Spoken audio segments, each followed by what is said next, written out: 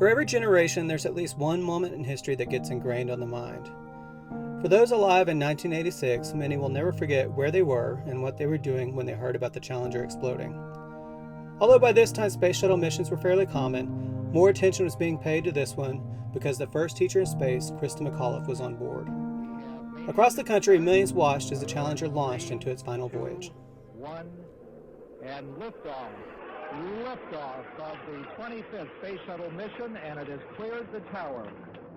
Down control. Roger, roll, Challenger. Go and throttle up. Roger, go and throttle up.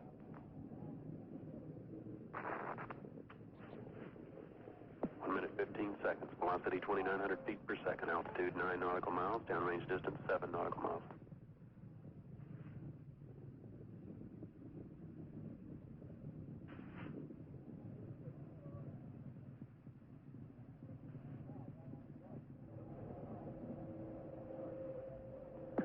Flight controllers here looking very carefully at the situation.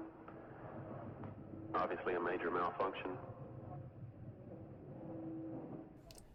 All 7 of the Challenger astronauts perished in the disaster, including 35-year-old Dr. Ronald McNair.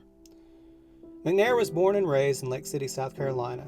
In 1976, he received a PhD in physics from MIT. As a lover of music, he intended to perform a saxophone solo aboard the Challenger, which would have been the first original piece of music recorded in outer space.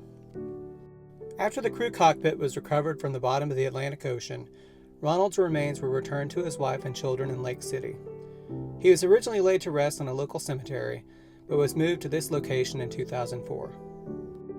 This site is important because it used to house the old public library.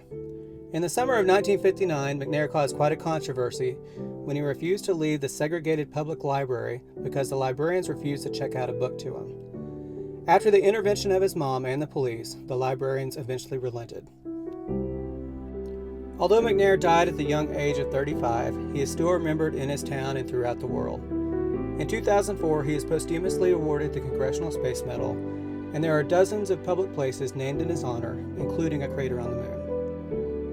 The old public library is now known as the Ronald McNair Life History Center and is dedicated to keeping his memory alive for future generations.